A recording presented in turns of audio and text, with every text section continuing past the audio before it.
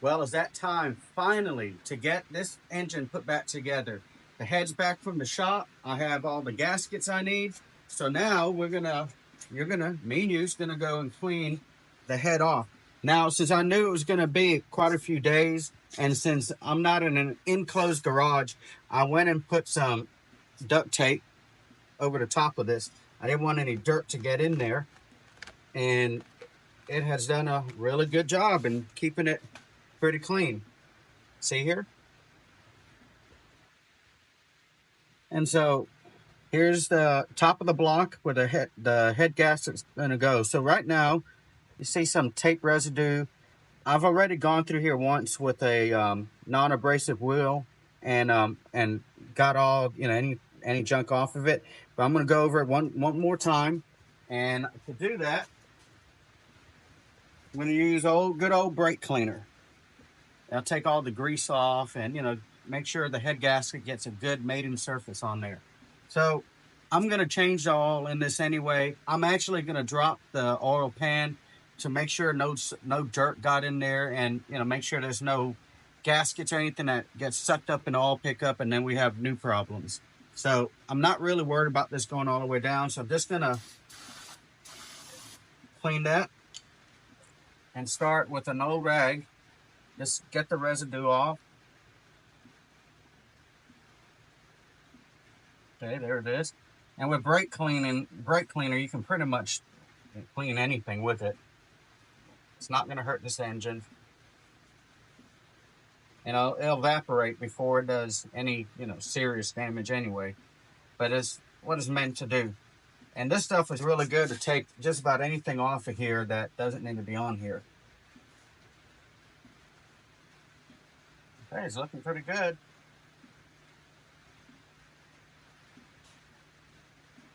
Now in a previous video, I showed you where this head gasket blew 3 of the 4 cylinders.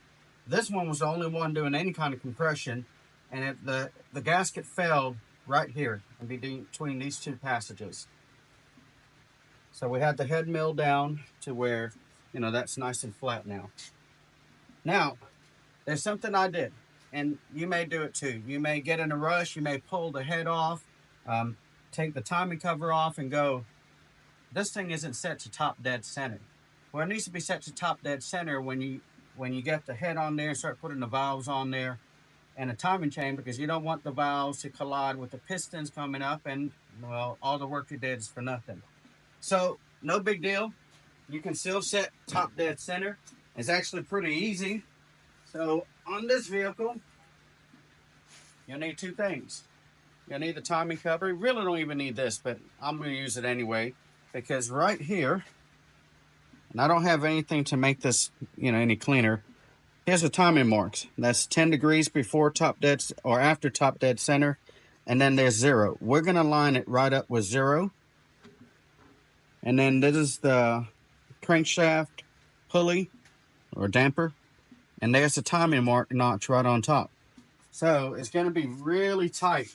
And word of advice: get your jack underneath the engine, and since it's such really tight squeeze here, you'll be able to move that engine up and down to give you some room. So first thing you do, you take your timing cover. Easiest way on this engine is to go from the bottom, and you can hear me kind of bang around a little bit on here. They don't give you a whole lot of room.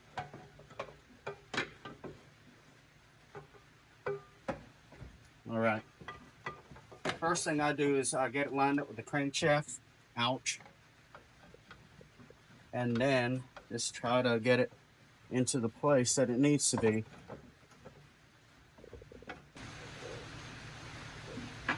All right.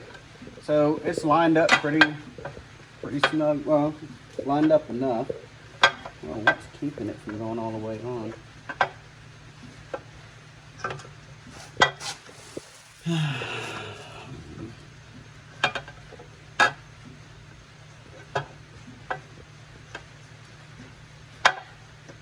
Now, what in the world?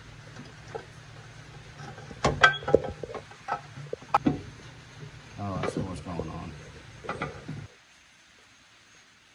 Okay, so once you get the cover on here, it doesn't have to be perfect. You don't even have to snug it up, just kind of push it on there. I will tell you that this timing cover has like an oil pump right on the timing cover. And so you're gonna want to twist that where the flat edge is, go over the flat spot on the crankshaft. You'll know what I'm talking about. I will show you when we go put the timing cover back on after we do the timing chain. But anyway, put this back on. And on this crank hub, you see that little hole? There's a little stick, or I don't know what you call it, a piece of metal, like a tube sticking out on the crank, and you just line that up and it'll just hold it in place. So now that's where it should be. So I rotate it manually. You see that piston moving up and down? That's pretty close to top dead center. So to verify, you come down here, there's the notch, and that's gonna be hard to see on this. Right there is number 10, and then there's 0. You want it on 0. All right, so there's the timing mark where my thumb is touching that indentation, and we're gonna try to get it to right here. That is 0. So it's real easy to turn by hand. And let me take a peek right here, getting closer. That is pretty close. And we can verify by looking on top of the engine. Right here. That is the number 1 piston. That's top dead center. Okay, so once you're about ready to put the head on, go ahead and take the timing cover off. Remember, easiest way is to take it out from the bottom. And let me just show you something really quickly. This is an oil pump. It's feeding one of these variable timing things. Anyway, right here, there's a flat spot. It's got some grooves. If you're having a hard time putting this timing cover on, the crankshaft is round except for the sides where these things would slip on. So while you're trying to get the timing cover in there, you may have to reach in and move this timing pump, the oil pump a little bit so you can get it to slide on there. So it's not a big deal, just a little aggravating. So I'll set this to the side. And now, get a clean rag and get ready to put that cylinder head on. I'm gonna degrease my hands real quick.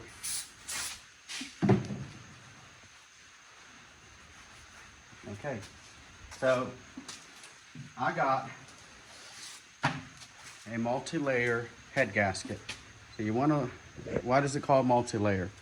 It's actually, should be about 3. This one's 2. Got 2 different layers of steel gaskets. And so they're riveted together. And yes, actually got something else in there, another layer. And so you just want to make sure that this thing doesn't have any dirt on it. Just as clean as the head is. So you don't want anything in between this and the head. And it's looking pretty clean. And it doesn't matter which way it goes. If it does, it'll say top on it, but it doesn't.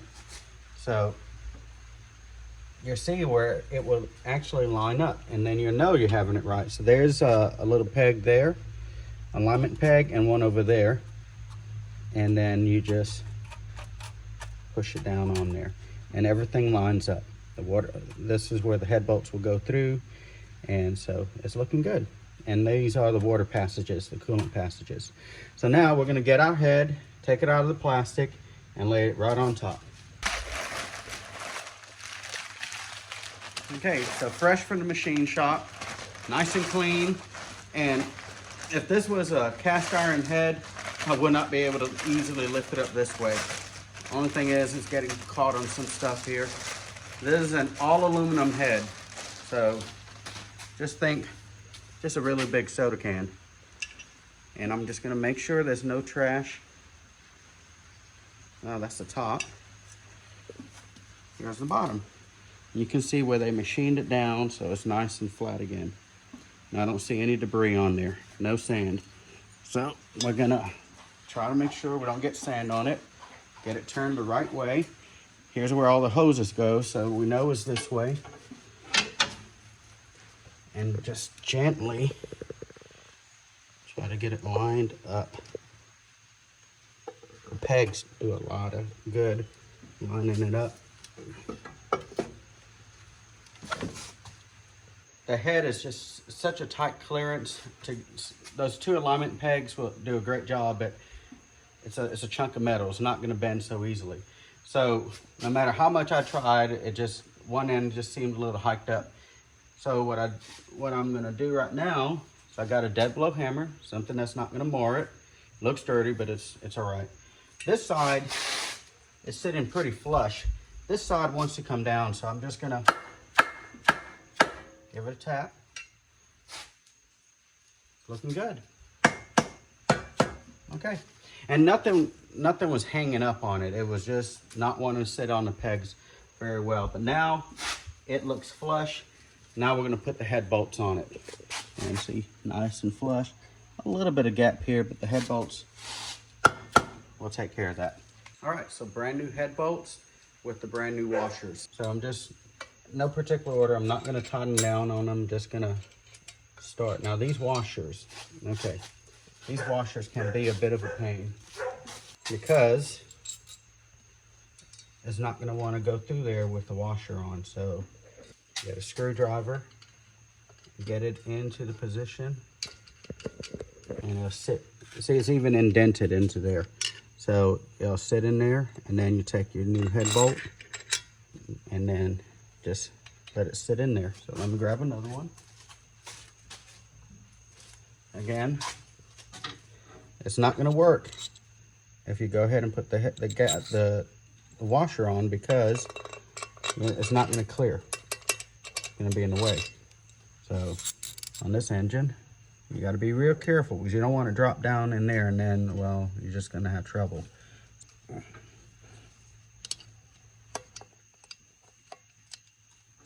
So took my screwdriver and I'm just going to guide it into there. And see how little room you got before it falls down in there. So then you take this, and it's not going to go anywhere now. And you can kind of just start it with your hand if you want to, and that way, you know, when you put your torque wrench on it, it'll start moving.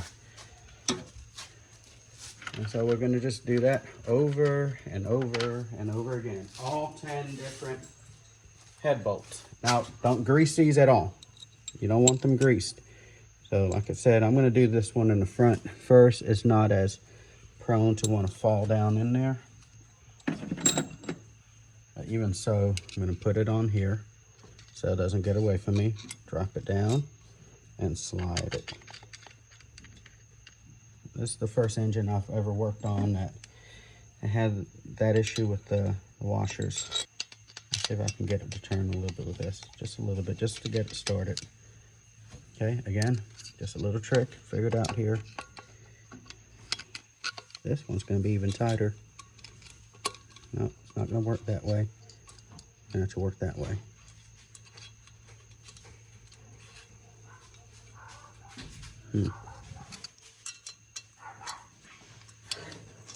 Okay, that one I had to work in there with my finger.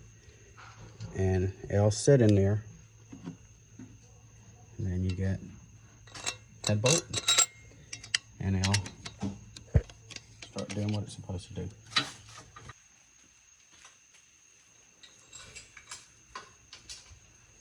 Okay, and to speed things up, I'm going to use this drill. I got it set at a very low setting.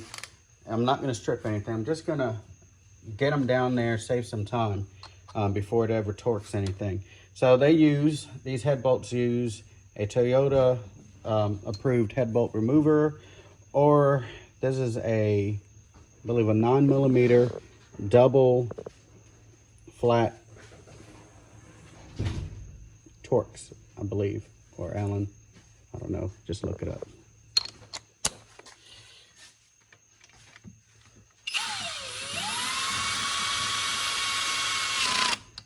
See, I'm not really torquing anything down, but I am going to kind of do it. I just want to get it down.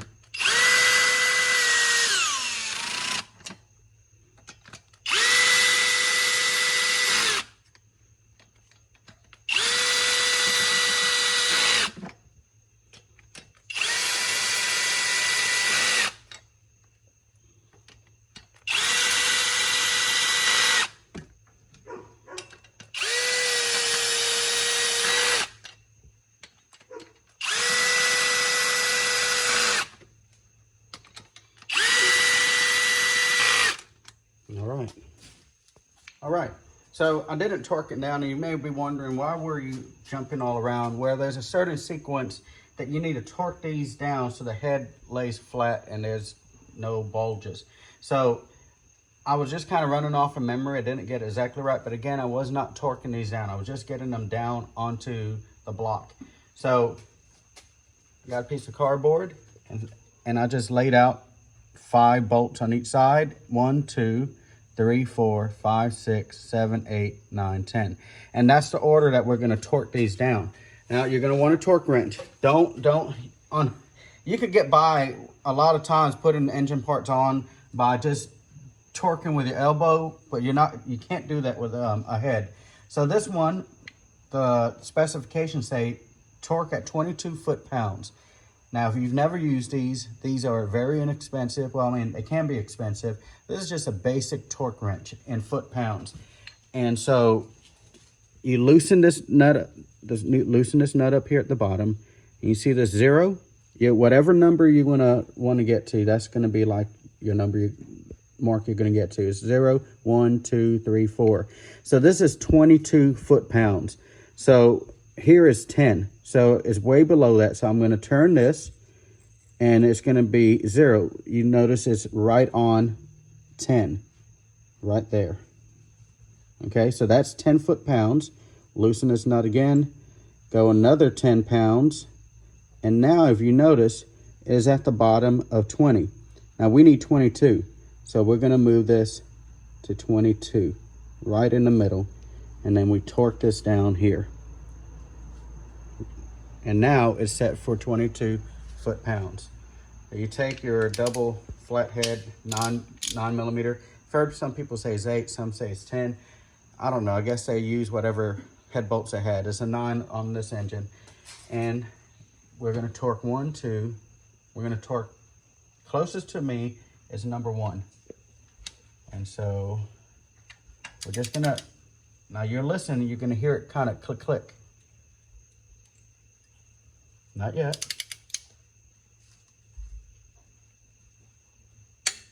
Hear that? Okay, that means it's at 22 foot-pounds. So now we're gonna go to the second bolt and do the same thing.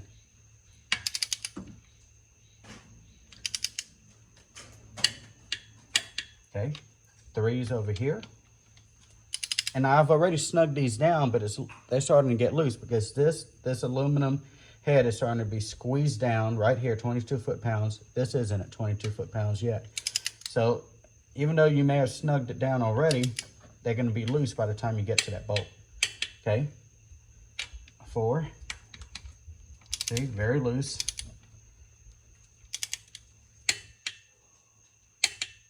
I like to double click it and make sure I got it, got it there. All right, 5. And then you always want to just double check, make sure your dial hasn't moved. It has not. Okay, 6.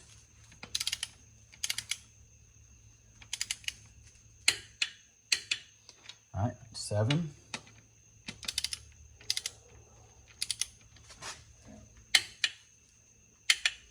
All right, 8.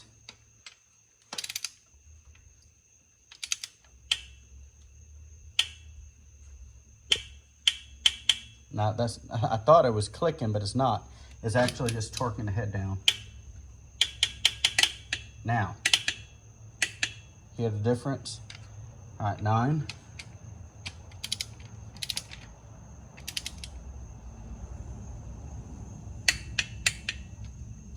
10. And this should be the last one we torque to 22, but we're not done.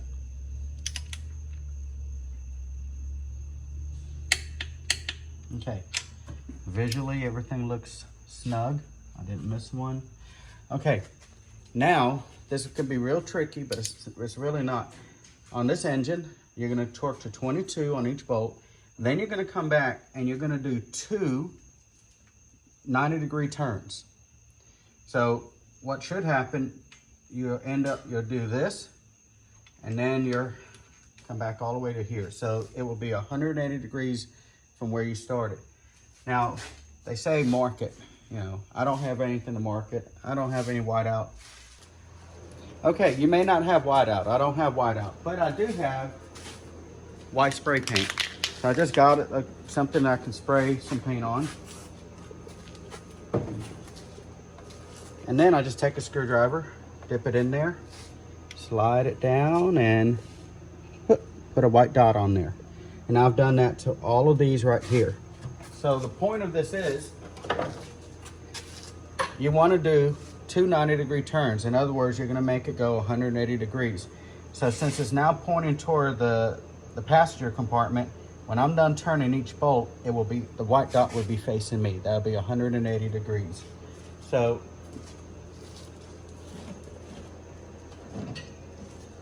I'm not using a torque wrench now. There's no need to. I got this breaker bar, but this will do the same thing and without all the clicking. So same order, 1, 2, 3, 4, just like I have it wrote out here by the specifications. So got it on here. I'm gonna do, see it's got some give. I'm gonna do a 90-degree turn. Take it off of there. And I'll tell you, the second 90-degree turn is a lot harder.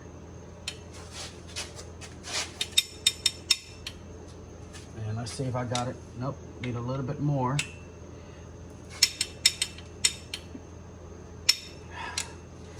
And that's hard, okay? Now, that's set at torque, that bolt. You gotta do the same thing to all the other ones.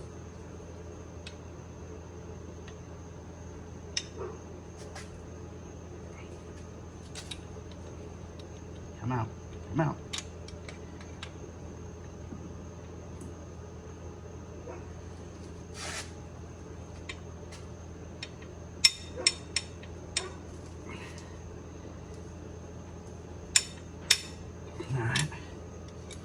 All right, that's 2, 3.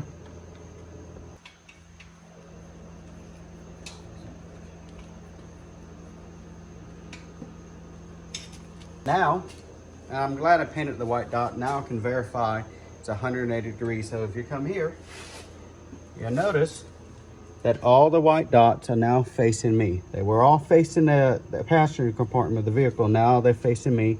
They're all at a 180 degree turn all the way. So now this engine's head is now torqued down properly to the engine block. So the next thing we got to do, got to put the cam back in, and that's going to take a little more work.